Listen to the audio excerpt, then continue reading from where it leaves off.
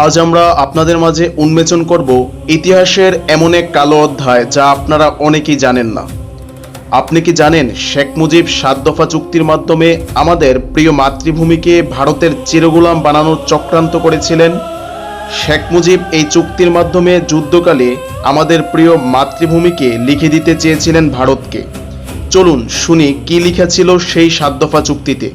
প্রথম দফায় ছিল, যারা সক্রিয় মুক্তিযুদ্ধে অংশগ্রহণ করেছিল শুধু তারাই প্রশাসনিক কর্মকর্তা পদে নিয়োজিত থাকতে পারবে, বাকিদের চাকরিচ্যুত করা হবে এবং সেই শূন্যপদ পূরণ করবে ভারতীয় কর্মকর্তারা।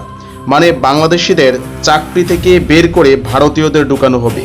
দ্বিতীয় দফায় ছিল, বাংলাদেশের কোনো নিজস্ব সেনাবাহিনী থাকতে পারবে না, যুদ্ধ পরিচালনা করবে ভারতীয় সেনাবাহিনী তাদের মন মতো করে। ৭ দফা চুক্তির পঞ্চম দফায় ছিল একটি ভয়ঙ্কর দফা। বাংলাদেশ স্বাধীন হওয়ার পরে প্রয়োজনীয় ভারতীয় সৈন্য বাংলাদেশে অবস্থান করবে, কতদিন অবস্থান করবে তা ভারত সরকার নির্ধারণ করবে।